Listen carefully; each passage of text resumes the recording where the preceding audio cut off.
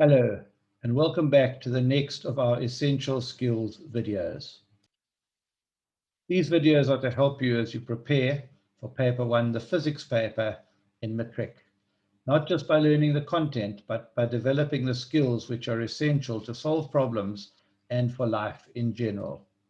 I'm Dr. Derek Fish, Director of Unizulu Science Centre at the University of Zululand. This video, part 5, focuses on free body diagrams, also called FBDs, and forces, and you'll find it on pages 31 to 36 in your booklets. But before we go to page 31, let's just do a recap of the introduction and see where free body diagrams fits in to this booklet and to the exams. So on page 3, we have your table of contents. Remember, we're looking at 4 essential skills: graphs, free body diagrams, equations, and multiple choice and ratio questions. This video focuses on free body diagrams, again, because they're important, but because the examiner, in commenting in the exam report, said learners struggle to draw and label free body diagrams correctly. Now, looking at your curriculum on page 4, obviously they deal mostly with the mechanics section. In grade 10, you were introduced to vectors and scalars. It's very important. In grade 11, you looked at vectors in 2 dimensions and Newton's laws, free body diagrams and force diagrams, very important. And grade 12, looking at vertical projectile motion, work, energy, and power. And free body diagrams can come up in any of those areas. Don't forget also electrostatics, because I'm going to show you that question 7 on electrostatics for Coulomb's law from grade 11 has often asked for a free body diagram as well. So please remember your grade 10 and 11 work as you're reminded on page 5, especially Newton's laws and electrostatics. Now, free body diagrams usually fall under the mechanics section, and they usually fall into question 2, which is on Newton's laws of motion, especially Newton's second law of motion. So let's have a look at some of the previous papers. The last 3 November papers, 2018, 2019, 2020, you were asked to draw a free body diagram in question 2 in every single paper. So you can expect one right at the start of your long questions. But also in November 2019, in question 5 on work, energy, and power, you were also asked to draw a free body diagram of an object on a slope. And in November 2019, the Coulomb's law calculation, you were asked to draw a free body diagram for charged objects hanging on a string. So usually question 2 mostly, and question 5 and question 7. Looking at the skills and highlighting those for free body diagrams, again on page 5, most important will be your basic trigonometry skills, which will come into calculations with your triangles of forces, sine, cos, and tan, and how to use them in calculations. So let's talk about force diagrams and free body diagrams on page 31 in your booklet. So please turn to page 31. Remember, you can see the page number in the bottom right-hand corner of the screen. So if you ever learn to fly, to become a pilot, you will learn that there are 4 forces which act on an aeroplane. There's the thrust that propels it forward and the drag that slows it down. There's the lift that makes it gain altitude and the weight that makes it fall back to the earth. Now in the picture on the left, the forces are all balanced. So therefore the aeroplane is cruising at constant height, so lift and weight are equal and opposite, and at constant speed because thrust and drag are equal and opposite. If one of those forces is increased, usually the thrust, by firing the jet engines or turning the propeller faster, then the aircraft will accelerate in the direction of the unbalanced force. Now, it's very important when we talk about forces, not just to talk about forces between, but to talk about, in this case, a force on the aeroplane due to some other body or some other force. Let's look at the examples. So thrust is directed forwards, the green arrow. What's the source of that? Well, it comes from the jet engines or the propellers. The aeroplane doesn't just go forward by itself. Secondly, drag. That's a backwards force. It's a frictional force. It resists motion. Where does that come from? Well, it is air resistance on the surfaces of the aeroplane that slows it down. Thirdly, weight. Why does the aircraft have a weight? Simply because of the force of gravity, and the agent for that is the Earth. The Earth, with its massive mass, is attracting the aeroplane and pulling it downwards. And finally, the lift, which goes upwards. Where does that come from? That's an aerodynamic force on the wings. It's a bit complicated, but it's based on the shape of the wings, the angle of attack, and various other things. But we have these four forces together.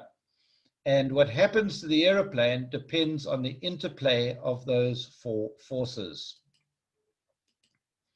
Now, what's the difference between a force diagram and a free body diagram? Well, let's start off just with a picture. Here's a picture of a climber on a mountain cliff. It might be a photograph, it might be a painting. Here, and this is at the bottom of your page 31, here is a force diagram. So we've taken away the cliffs and other mountains because they're not important.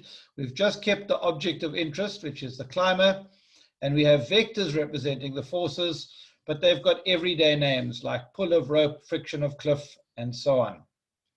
A free body diagram, so as not to clutter the picture, we've represented the climber as just a small dot or a block, and the vectors are given symbols: W for weight, N for normal force, T for tension force, and so on. Because we want to focus on how those forces add up and how they affect the climber, who's represented by a dot. So at the top of page 32, how do you go about drawing a free body diagram, something that looks like this on the right-hand side? As always, we want to provide you with a method, a strategy which you can use so that you can be confident to do this by yourself. So steps for drawing a free body diagram. Step number 1, identify the object or body you will draw a diagram for. Just a single object. If there are multiple objects, you will need to draw multiple diagrams. If there are two boxes connected to each other by a piece of string being pulled along a table, you will need separate free body diagrams for each box. Secondly, identify all the forces acting directly on the object. I cannot stress enough how important it is that they're acting directly, and also identify the object exerting them. So when we say gravity, we understand that the Earth is exerting an attractive force on the objects. Now, most forces will be contact forces. Apart from things like magnetism, gravity, or Coulomb's force, usually the objects will be in direct contact. Don't include any forces by an object acting through another object. Only include the force due to the intermediate object, the one directly in contact with our body. Number 3, draw a dot or a small box, or a big box in this case, to represent the object of interest. We're not interested in what it looks like, it's just a body. Fourthly, draw a vector or an arrow to represent each force in turn.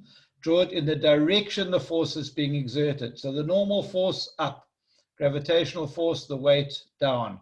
The applied force in the direction the body is being pulled or pushed, and the frictional force opposing that motion. And label it with the type of force. We'll talk more about acceptable labels. And then when you look at your free body diagram, if the object is stationary or moving with constant velocity, like the aeroplane on the last slide, the vectors should all graphically add up to 0, like these ones do. If the object is accelerating, the sum of the vectors should produce a vector in the same direction as that acceleration. Now, sometimes we can imagine forces in places where there aren't necessarily forces. So let's do an exercise, and we're going to use the PHET simulation called projectile motion. Again, teachers, you have this in your teacher pack, and I encourage you to experiment with this with your class. I will show you a few things, but it is very, very powerful. I want to use this to set a question to the class. And I want to encourage you to pause the video here once you've heard the question for 3 minutes and discuss the question in your groups. So Here you've got something that says it's a ball being shot out of a cannon. It goes up, reaches the top of its flight, and then comes down. Now I've drawn 6 possible free body diagrams for that ball and labeled them from A to F. The question is, which free body diagram from A to F is correct for each position? So maybe you think number B is correct in position 1. Maybe you think it's D in position 2 and F in position 3. You can use these free body diagrams more than once, but I'd like you to sit and discuss in groups with each other for 3 minutes which letter goes with each number. So all you need to do is say 1 is B, 2 is E, 3 is F, for example. Remember, you can use the free body diagram more than once. So think about that for a while. There's no air resistance. Notice air resistance is not ticked, so there's no drag. You don't need to worry about friction of any kind. Just this object is in projectile motion. Here it's going up, here it's at the top, here it's coming down. So just take 3 minutes to talk about this and try to allocate one of the free body diagrams to each of those 3 positions. So let's study this fascinating simulation, projectile motion from PHET. Now you'll notice you can tick for air resistance, but I'm switching it off. So there's no air resistance. You don't need to worry about friction at all. When we fire the cannon, it shoots a ball which goes up into the air and comes down like that. And we can study the motion of that object. Now, I asked you to think about the free body diagram at various different points in its flight. So let's get rid of that. Now, what we can do is switch on the velocity vectors for flight. Now, please notice velocity vectors do not form part of a free body diagram. Free body diagram is for forces, which of course cause acceleration. But let's just look at the velocity vectors. And you can see as it shoots, how that velocity vector changes. I'll show it to you again a little bit more slowly. The velocity shows it's going up. It's reaching the top where it's just going forward. And now it's coming down. Of course, it's traveling to the right at all times. So what we're going to do now is try to fire 3 of the balls so we can freeze them and look at them at different points in flight. So there's the first, the second, and the third. And we'll try to stop them just about there. So that was what we showed you. Position 1, position 2, position 3. Now you can clearly see the velocity vectors. Now I wonder if you were able to draw the free body diagrams and say what the force vectors look like. Let's turn off the velocity vectors and let's switch on the acceleration vectors. Now, of course, because the mass is constant, acceleration is just the same as force. And you might be surprised to find that the only acceleration experienced by that ball is the gravitational acceleration that pulls it down to the ground, and that acceleration stays the same the whole time. Let's do it again and fire a ball out, and you could follow, fire it out, and you could follow that acceleration vector. It doesn't change. Now you might say to me, but what about when the ball's going up? And what about when it's going forward? The up and down motion is governed by the acceleration vector, and the forward motion is just constant. And because it's at constant velocity, there's no acceleration and therefore no force. So remember, we kept coming back to that thing of saying, what is the agent for the force? Of course, while the ball is inside the cannon, it's experiencing a force, but the moment it leaves the cannon, the only force, the yellow one, is the force of attraction of gravity due to the Earth. So it's important that we don't go imagining and adding a whole lot of forces which aren't actually there. Always ask yourself the question, what is the agent? What causes the force? And if you can't answer that, then there probably wasn't a force. So to answer the question I said to you, which free body diagram is correct at 1, 2, and 3? Well, it's actually the same one. Free body diagram C is the only one that's correct, and it's correct at all 3 positions, because the only force acting on the body in the absence of air friction is the force of gravity pulling it down. So Let's have a look at the bottom of page 32. What are some of the different forces which you'll be representing in free body diagrams? Now, typically there'll be 4 forces, although there could be 2 or 3, and we'll even show you an example with 5 forces, so don't rule that out. Now, first of all, the easiest one to remember is just the weight of the object, which is called by gravity. It's always directed vertically downward, doesn't matter whether the object's on a slope or not. The symbols, those are all acceptable symbols, but I want to say to you, why don't you just use W? It's so easy. Why write things with complicated subscripts if you can just do W? Magnitude of weight is just mass times g, the acceleration of gravity. The second force, which is usually a reaction force to gravity, is the normal force, which is exerted by the surface on the object. You can just use N for normal. Again, you can use F subscript N, but keep it simple. It's always perpendicular to the surface. So the normal and gravitational forces are not always opposite. We'll see just now that when the object's on a slope, they are not at 180 degrees to each other. What's the normal force? Well, it can be any amount, of course, up to a braking load. If something is pulled by a string or rope or chain, there's a tension force. We normally just write T. Tension force can be any amount up to the breaking strain of that string or rope or chain, and it will always be directed along that. Remember, if you're pulling something with a rope, you can only pull it, you can't push it. And finally, the frictional force, which always opposes the motion, is parallel to the surface. Notice that normal force is perpendicular, frictional force is parallel. And we identify 2 frictional forces, Fs for static friction before the object moves, and Fk for kinetic friction after the object moves. So you will see just now with some of the simulations, when you start pushing something, we've all had this experience with trying to push a heavy object. You push harder and harder and nothing happens until you've overcome static or stationary friction.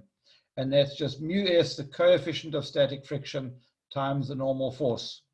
Once you've overcome that, then a slipping friction, which is constant, is what applies with mu k, the coefficient of kinetic friction. And that is usually less than static friction. You've all had the experience trying to push start a car, that it's harder to get it moving than to keep it moving. So this is a summary of some of the forces which will be part of your free body diagrams. So I'd like to talk for a while about the normal force, and you'll find this on page 33 in your booklet. See, the reason is I find that often pupils don't really believe in the normal force. So they're told that when you push on a wall, the wall pushes back. When you put a cup on the table pushes back. And, you know, it begs the question, how can a table or a road actually push something? And how does a table know when to push? What if you took your glass and held it just over the table? Would the table start pushing? How does it know that the moment that glass touches it, it should start pushing? Also, how does the table know how hard to push? It has to push harder for a glass of water than it does for a sheet of paper. And where does this pushing come from? Are there little men inside the table doing the pushing? What or who does the pushing? And what is the nature of this normal force? What type of force is it? You see, we get many different types of forces. Contact forces, muscular, frictional, magnetic, electrostatic, gravitational. Which one of these is the normal force? And where does it come from? You see, contact forces are when things are in physical contact with each other, a push or a pull, or friction when surfaces are in contact. And there's 3 types of non-contact forces that you study at school. Magnetic, which can be attractive or repulsive. Electrostatic, which can also be attractive or repulsive. And gravitational, which fortunately is only ever attractive. Imagine if the Earth actually repelled us, we'd be in trouble. So what type of force is this mysterious normal force? So let's look at those 5 questions again. And I think it will be very useful for you to think about this for a while, before we go ahead and try to answer it and try to understand this thing called a normal force. So please pause the video here for 5 minutes and take some time in groups with each other in the class to discuss these 5 questions and come up with some answers. How can a table or a road push something? How does the table know when to push? How does the table know how hard to push? What or who actually does the pushing, and what is the nature of the normal force? Think about that for a few minutes. So these are not easy questions, and let me try to help you and to explain this normal force, because I think you'll be able to work with it much better if you actually believe it exists and you know where it comes from. So imagine if you've got a brick on a spring. Now when the spring is fully stretched like that, it is relaxed, it doesn't push back. But as soon as you put a brick on it, the weight of the brick pushes down and compresses the spring, and the compressed spring with an elastic force pushes back, and it'll come to rest in a place where these two forces are equal and opposite. Now I'm sure you find that easy to understand, but I want to tell you in many ways, objects like a tabletop act like that compressed spring. Let me explain. So here you've got a tabletop and you put a brick on it, and the weight of the brick is pushing down on the tabletop. Now, as the weight pushes down, the brick starts to deflect, it starts to bend. First of all, there's a small bending and the elastic force as it pushes back a little bit.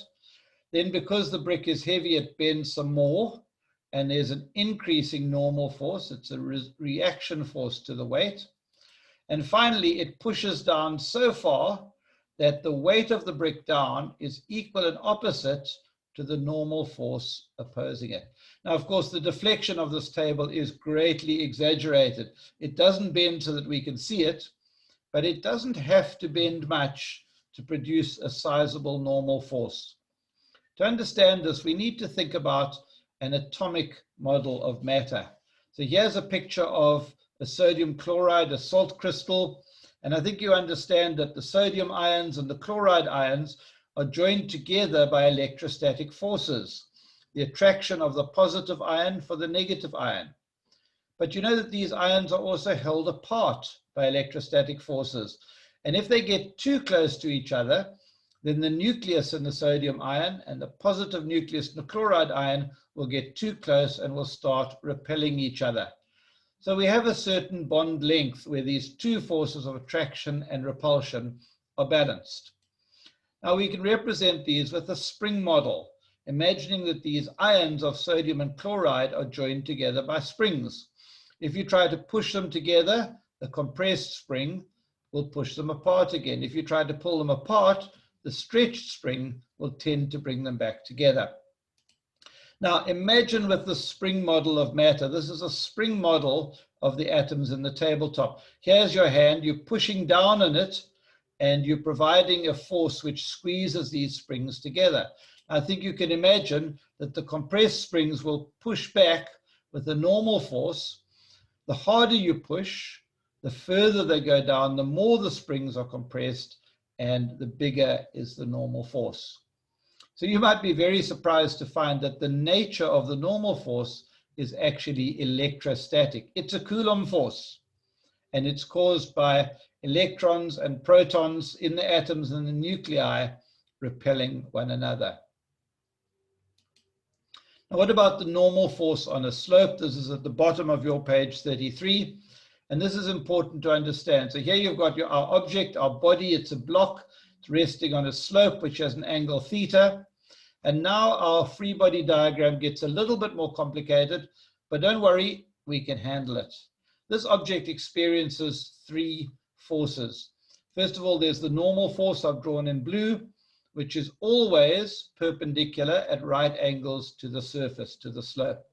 Secondly, we have the weight, which is always vertically downwards. So notice the normal force and the weight are not equal and opposite anymore. In fact, if you combine them, they provide a force down the slope. The third force is a frictional force, which is always parallel to the slope. And because this object is moving downwards, the frictional force is directed upwards. So those are the 3 main forces. What we can do is resolve the weight, the red arrow, into 2 components. First of all, the purple one, which is perpendicular to the surface and is equal and opposite to the normal force. And this is mg cos theta. And then the green one, which is parallel to the surface, and it tends to pull the object down the plane, which is mg sine theta. Now, where do we get the trigonometry from? Well, we recognize that, in fact, this triangle in here is a similar triangle to the bigger triangle. It has the same angle theta.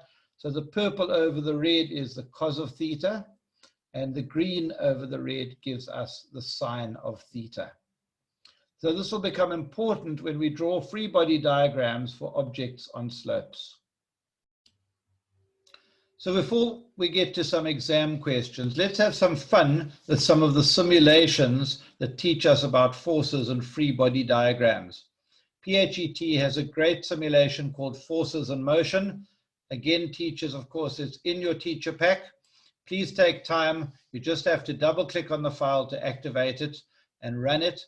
Take time to explore it with your class.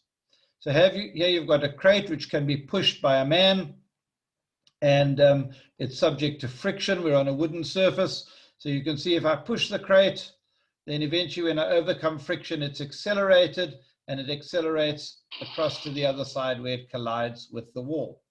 So let's go back to the start again, and let's ask it to show us the force vectors. So once again, if I push it here, you can see something like a moving free body diagram here.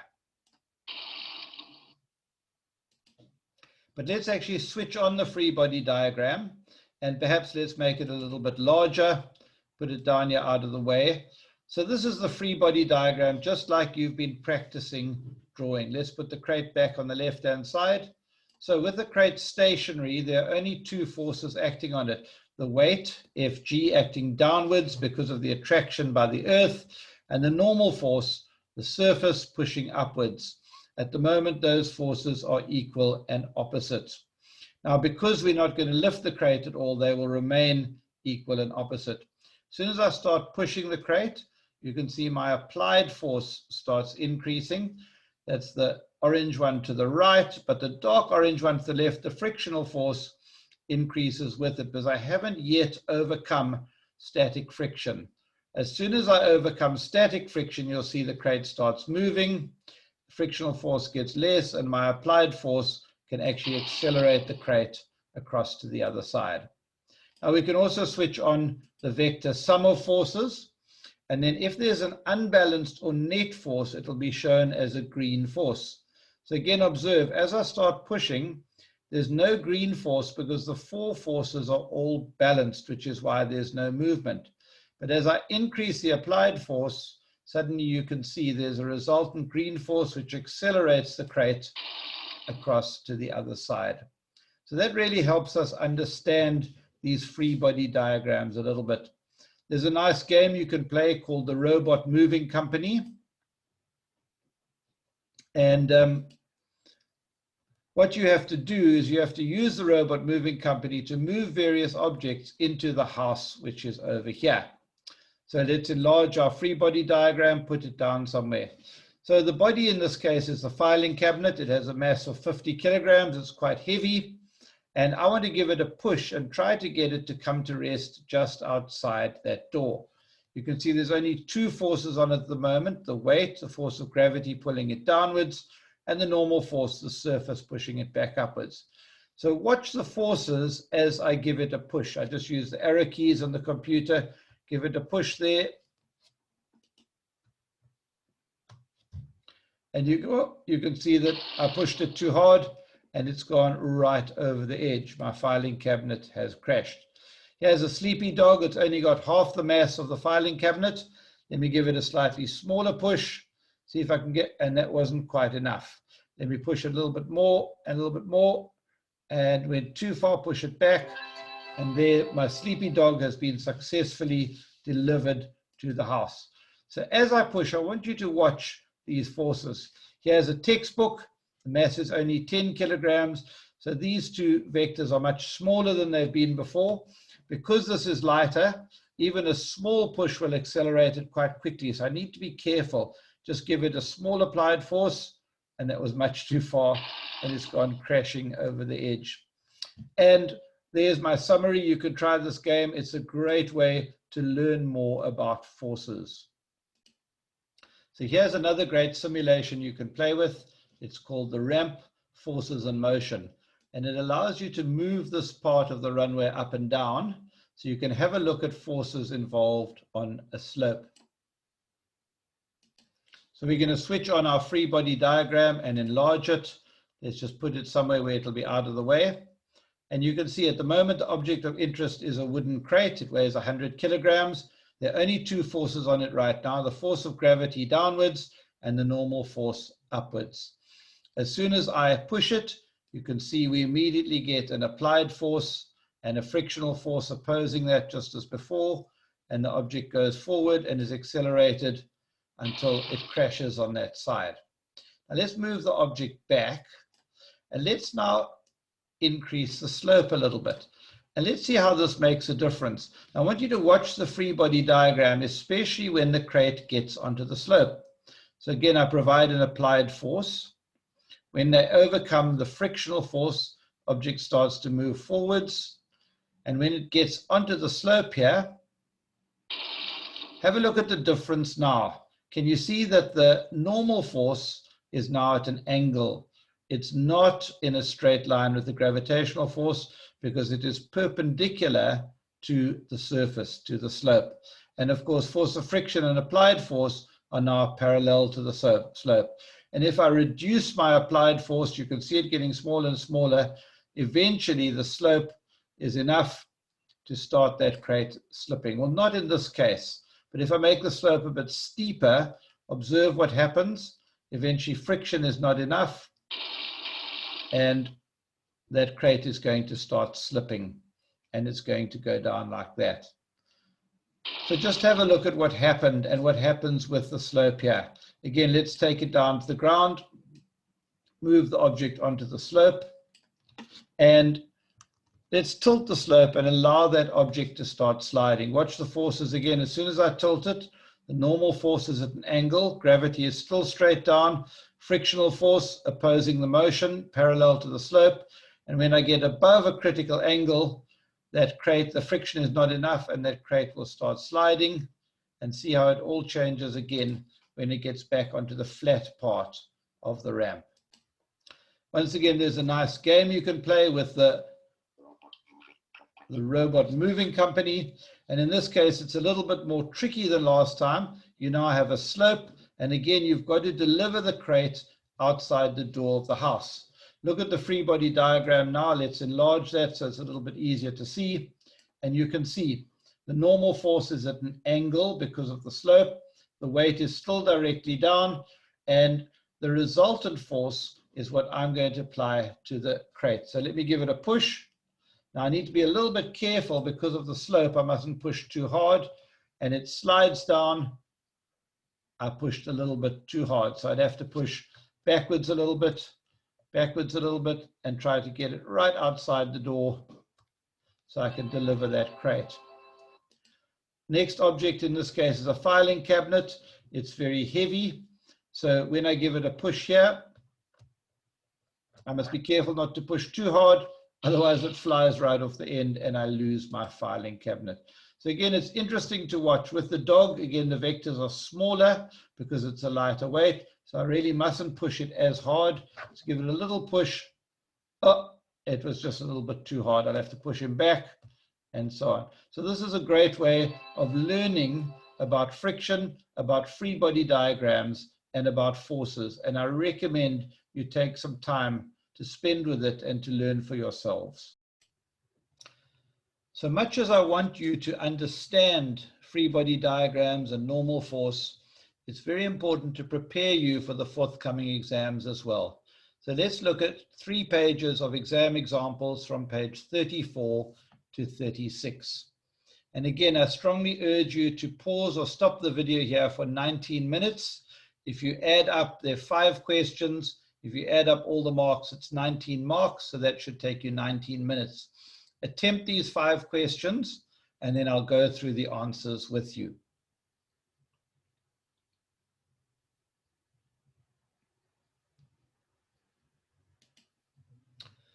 So the first one at the top of page 34. It's a question from the February 2018 paper.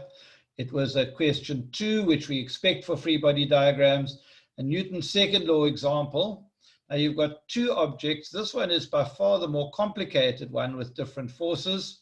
But the question says, draw a labeled free body diagram for box Q. Read that carefully. It's 4 marks, so we would expect there to be 4 forces. This should be quite simple, and you should be onto this by now, that those 4 forces are going to look like this. The weight pulling down, the normal force of the surface on the box pushing up, tension force in the string pulling to the right, and the kinetic friction. How do we know that? Because they're moving at constant speed. Opposing motion pulling to the left. So it's very simple. The 4 forces are all perpendicular to one another, and that would be worth 4 marks. Now, let's have a look at the memo, the marking memorandum for this question. How are marks allocated? First of all, which are the acceptable labels? Now, you see there are lots of options here. But once again, why be complicated? If you can call the weight W, why use all these different complicated ones? Just use W for weight. Just use T for tension. Just use F subscript K for kinetic friction. And just use N for the normal force. Don't try to put in 4 newtons and the amounts and so on. Just keep it simple. How do the examiners mark it? Well, the mark is awarded for the label and the arrow. So it must be a correct arrow and the label. Secondly, you're not penalized for the length of arrows since the drawing is not to scale. This is very important. Just draw 4 arrows the same length. They don't expect you to show which forces are bigger and which are smaller. Thirdly, if you put in any additional force, maybe you add that one, forgetting which object you've got, then you will lose a mark. And also important, if the forces don't make contact with the body, make sure there are no gaps around the body. Make sure that all forces make contact with the body. Let's look at something a little bit more challenging. So lower down on page 34, this is from February 2015, and this is question 5, the work, energy, and power question. Don't worry about the details of the question. The important part for us is it asks you to draw a labeled free body diagram for the motorbike rider system. So it says, consider the motorbike and rider as a single system. Don't be complicated and do 2 free body diagrams. 4 marks, so we would expect 4 forces. So let's look just at the motorbike rider system. Now in this case, he's on a slope. So let's do this one systematically. What's the simplest force? Well, that has to be the weight, because it always acts vertically downwards regardless of the slope. Secondly, the frictional force always opposes motion and is parallel to the road surface. Thirdly, the force applied by the engine of the motorbike, which is accelerating the bike up the slope, also must be parallel to the surface, and it's in an opposite direction to friction. The one that looks a bit different is the normal force, because the normal force must be perpendicular to, at 90 degrees to the surface. So in this case, the weight and the normal force do not make a straight line, and that's very important. So what you will draw without the colors is something that looks like that. Draw that and you'll get 4 very easy marks. Let's move on page 35, and this actually came in the June paper last year. Someone is pushing a lawnmower. This is question 2, and it says draw a labeled free body diagram for the lawnmower. 4 marks, expect 4 arrows. So again, let's go through it. What's the easiest force? Well, that's obviously, let's start off with a dot to represent the lawnmower. Easiest force is the weight, which is vertically downwards. The friction is parallel to the surface, and because the mower is being pushed forwards, the friction, in this case kinetic friction again, because it's moving, is directed backwards. The normal force is directed upwards. In this case, the applied force, which pushes the mower forwards, is applied at an angle of 40 degrees. So we need to draw it at an angle like that. So this is what our free body diagram must look like. Now again, here from the marking memorandum, that is what they expected to see. But I want you to notice they would also accept this. So if you took F and you put it over here, pushing the lawnmower, that would be absolutely fine. And also if you resolved force F into an X component and a Y component, that would also be fine. I always say keep it simple. If you can have 4 forces, 4 arrows with their tails all together in the object, why don't you do that and just keep it simple? At the bottom of page 35, we have another one from question 5, the work, energy, and power question, also the June 2019 paper. You've got an object that's on a slope. It's a rough slope. There's friction. It's being pulled up the slope by a 700 Newton force. 5.3, draw a labeled free body diagram for the box as it moves up the plane. That's important because it tells us we're dealing with kinetic friction and not static or stationary friction. So we should have got the idea of this by now, and that's what this one will look like. What's important is the tension force in the rope must be in opposite direction to the kinetic frictional force, but the weight and the normal force are not making a straight line because the weight is always vertically downwards and the normal force is always perpendicular to the slope. That's very important. Now again, we've given you some input from the marking memorandum. You don't have this in your books, but here's the picture, and it says maximum 3 out of 4 if friction and tension are not on a straight line. That must be a straight line, but you'd also lose marks if your normal force and your weight were on a straight line. Once again, you can take that weight and resolve it into perpendicular and parallel components. Again, why be complicated? You get no more marks. Keep it simple, keep the letters simple, and claim your 4 marks. Turning to page 36, what was interesting is you were asked for a free body diagram in question 7, the electrostatics question. Again, read carefully. They want a free body diagram for sphere Y. Now, obviously, there must be a repulsive force between these 2 charges because otherwise they would be attracted to each other. And that's what's pushing charge Y away from charge X. So for the free body diagram, it's not complicated. There's simply 3 forces, always the weight acting downwards, tension in a string acting up along in the direction that the string pulls, and the electrical force, electrostatic force in this case, is directed to the left, directed directly away from charge X like that. Again, from the marking memorandum, accepted labels, W for weight, T for tension, and FE or just F for the electrostatic force. Don't get complicated, keep it simple. You get 1 mark for the label and the arrow. You're not penalized for the length of the arrow, so don't worry about that at all. Any extra forces that are added in cause you to lose marks. If your forces don't make contact with the dot, you lose mark, and if arrows are missing, you will also lose marks. So at the bottom of page 36, I've given you the marking memorandum for a couple of these so you can see how marks are allocated. So let's have a look at a few more free body diagram questions. These are not in your booklet, so just concentrate on the screen. In the first question, we look at an example with 5 forces, which is a little bit more difficult. Then we look at 2 examples where a correct drawing of the free body diagram is essential to solving the rest of the question. And it's worth much more than the 3 or 4 marks that you usually get for a free body diagram question. So we'll start off with the question 2 from the November 2016 paper. As you know, question 2 is where the free body diagram questions most often come up.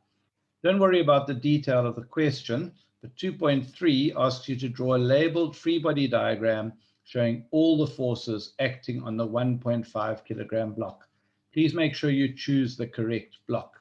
Notice it is for 5 marks, so we expect there to be 5 forces. And notice it's a rough surface, so there will be a force of friction opposing the motion. Let's just look at the diagram. First of all, we put in a spot to represent our body. We don't need a whole big block there. Obviously, the easiest force to start with is the weight, W, always directed vertically downwards. Then we have the force of kinetic friction. We know it's kinetic because we're told the block was moving, which opposes the motion. We have the normal force perpendicular to the surface, which in this case is flat. Then we have the applied force, the 25 Newton force, which is applied at an angle of 30 degrees. And finally, we have the tension force in the string, which connects the two blocks together. So we have those 5 forces. Just taking a look at the memo, either of these pictures was acceptable. You can either draw it just as we did, with the 25 Newton force acting as a pull, or in this picture with the 25 Newton force acting as a push. Labeling, again, there's lots of different options which are acceptable, but please keep it simple and make sure that just use W for weight, N for normal force, T for tension, Fk for kinetic friction, and you can just use F for the force. So 5 marks, but it shouldn't be too much more difficult. Now, another question 2, this one from the KwaZulu-Natal preparatory exam in September 2020. Again, this is not in your booklet, but I want to show you how this small question 2.2 for 4 marks, draw a free body diagram, is actually essential to unlock the next 2 questions, which are for a further 6 marks, and even to answer the final question. So you've got a woman pulling a suitcase up a slope of 30 degrees, and she pulls on a strap, the force of 51 Newton at an angle theta. Suitcase weighs 8 kilograms. So first of all, you're asked to draw a free body diagram. We have a spot for the suitcase. Again, the simplest force is the weight vertically downwards. Then we have the force of kinetic friction, opposing motion, and parallel to the plane. Then we have the normal force, which is perpendicular to the plane. So you can see they're all at different angles now. And finally, the applied force F at an angle of theta to the plane. So that's what your free body diagram looks like. You don't need to use colors. I'm just making it clearer by using the colored arrows. Now, there is another way to do this by representing all the forces as either in the x direction, parallel to the plane, or in the y direction, perpendicular to the plane. And you'll find this is actually necessary in order to solve the next 2 questions. So let's do that. So for example, the force F has 2 components. It has one which we'll call Fx, parallel to the plane, and one which we'll call Fy, perpendicular to the plane. If we take those 2 components, we can actually remove our force F. Also, the weight W has one component we'll call Wx, parallel to the plane, obviously downhill, and one component Wy, perpendicular to the plane. And then we can remove our weight. So we now have drawn a free body diagram with 6 forces. By the way, this is also a correct answer to the previous question and is quite acceptable. The advantage you see is that all our forces here are either in the y direction, perpendicular to the plane, or in the x direction, parallel to the plane. Let's see why this is important. The next question says, calculate the angle theta that the strap makes with the incline. Now, we're told that the woman pulls the suitcase at constant speed. So let's start off by looking at only the forces parallel to the plane. In other words, in the x direction.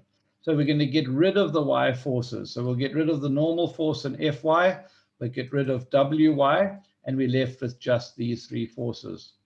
So because there's constant speed, the net force, which equals ma, is 0 because the acceleration is 0.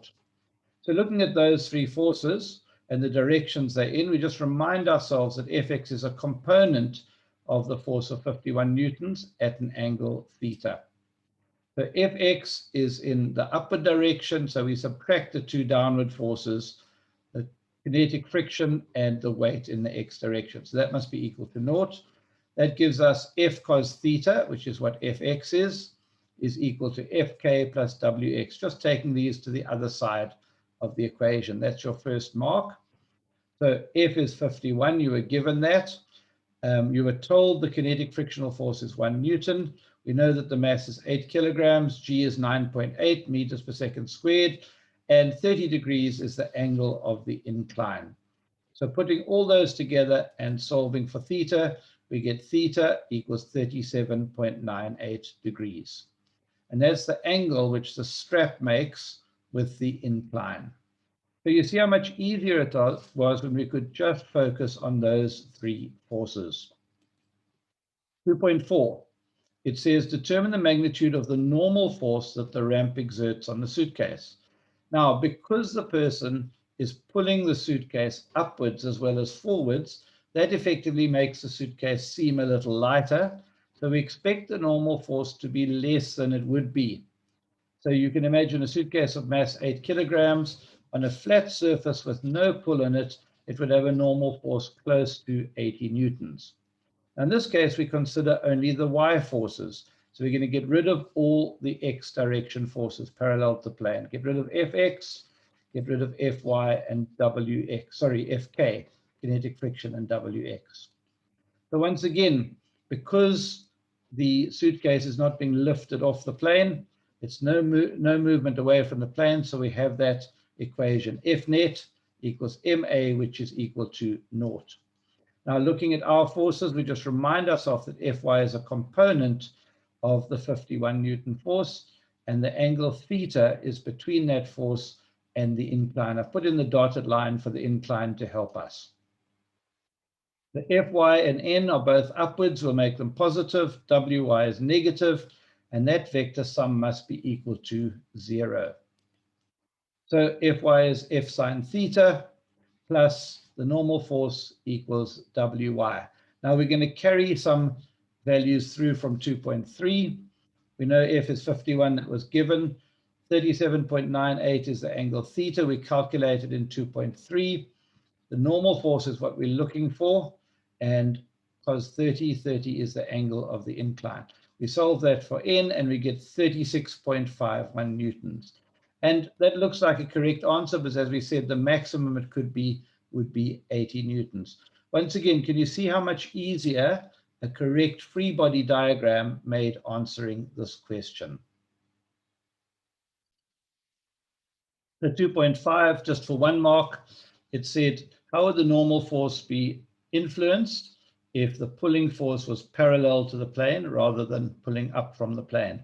Well, we had this equation for the normal force, and you subtract Fy. If this pulling force was parallel to the plane, Fy would be naught, so therefore the normal force would increase, and it would simply be equal to the component Wy. But you didn't have to explain for 1 mark. All you had to say is that the normal force will increase. So one other question, and again, it was quite surprising, again in the KwaZulu-Natal preparatory exam from September 2020. Again, this is not in your booklet, so just pay attention to the screen. It's an electrostatics question, and again, we were asked to draw a free body diagram for sphere Q. Basically, 2 charged objects, positive and negative. Q is attracted to R electrostatically. It has weight pulling it down and a tension force pulling it up. So the free body diagram, quite simple. The weight going down, tension going up and to the left, and the electrostatic force to the right. 3 forces, 3 marks. But what I want you to see again is just how important the correct free body diagram is to answering the rest of this question. 714 said calculate theta, the angle between the string and the vertical. So what we do is we want to change our free body diagram into a triangle of forces. If we move the forces parallel without changing their direction, there's the tension force, the weight force, and the electrostatic force. We can fill in the angle theta, and we can say from this that tan theta is going to be Fe over W. We don't know what Fe or T are at the moment. So the weight is simple. It's just the mass times gravity. You were given these figures. The weight is 0.784 newtons. Electrostatic force you calculate from Coulomb's law. I don't want to do this now, but you'll get an answer of 0.216 newtons. So using those 2 figures, we can calculate that theta, the angle between the string or the tension force and the vertical, is 15.4 degrees. So please notice in a free body diagram, the forces have all their tails together because they're all applied to the body, to the object. When we draw a triangle of forces, which is necessary for doing the calculation, we represent them head to tail, and that gives us a closed triangle showing that the object is in equilibrium and all the forces are balanced. The last part, calculate the tension in the string. Again, we'll use our triangle of forces, and cos theta equals W over T. We know what the weight is from the first part. We know the angle is 15.4 from the first part. We can calculate the tension force is 0.81 newtons. So I hope these few examples impress on you just how important a correct free body diagram is to answering the rest of these questions. So we've come to the end of the section on free body diagrams and forces, and maybe you're wondering what all this has to do with real life. Well, I recently had a wonderful opportunity and I received some training. Now, because of COVID, the training was done on Zoom, but if you look closely at the picture in the training, you can see it's exactly the same as this picture. And I was receiving flight training. And after this, I was able to use this knowledge of free body diagrams and forces, and I actually flew an aeroplane myself. I received my captain's hat, and you can now refer to me as Captain Derek Fish. Well, of course, I'm not qualified yet, but I had this wonderful opportunity to actually fly a plane. So here I am flying an aircraft, and I took this video while I was flying along the Durban beachfront past the beautiful Moses Mabhida Stadium. So I want to say to you, if you want to reach for the stars, if you want to go up into the sky, physics can take you there. So I really encourage you to persevere, especially those matrics. Thank you for watching. As always, I encourage you to keep watching for an inspiring interview with someone from the South African Institute of Physics.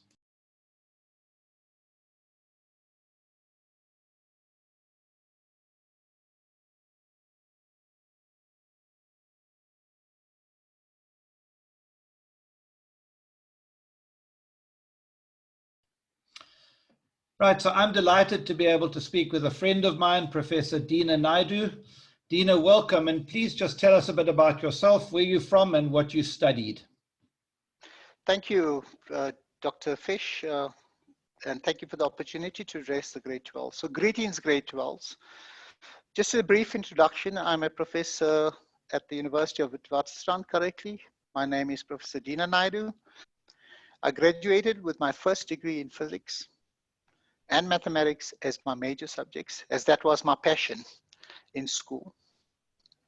Thereafter, I completed my postgrad studies, which is the BSc in honors in physics, masters in physics, and my doctorate in physics, specializing in nuclear solid state physics.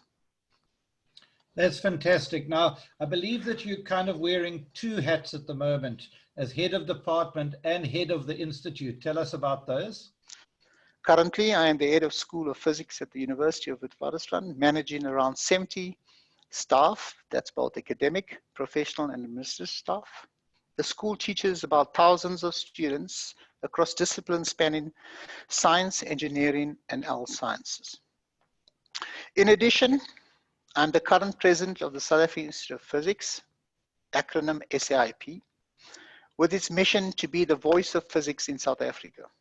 SAIP is a non-profit voluntary professional body for physicists that was established in 1995.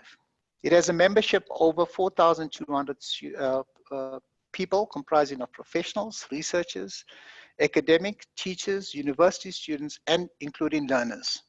Thanks, Dina. It sounds like you really are the voice of physics in South Africa. But tell me, obviously you're convinced, but why is physics as a subject important? Physics is such an important discipline, and as you study through your schooling system and then eventually through university and continue studying for the rest of your life, you'll be fascinated why physics is such an important foundational discipline. But basically, as you know, physics is the study of matter, the energy, and their interactions. It's an international enterprise which plays a key role in the future of human mankind. Physics contributes as an important element in the education of chemists, engineers, computer sciences, as well as practitioners of other physical and biomedical sciences. Physics extends and enhances our knowledge of other disciplines, such as the earth, agriculture, chemical, biological, environmental science, plus astrophysics and cosmologies, subjects of substantial importance to people of the world. Physics improves our quality of life by providing basic understanding necessary for developing new instrumentation and techniques for medical applications, such as computer tomography, magnetic resonance, imaging, positron emission tomography, ultrasonic imaging, and laser surgery. In summary, I can now attest for all these reasons, physics is an essential part of the education system for an advanced society. And hope that you eventually pursue your tertiary studies in the field of physics, which will be the most enjoyable and rewarding experience in your life. Thank you, Derek. Thank you so much, Professor Dina Naidu, Head of Department of Physics at WITS and President of the South African Institute of Physics.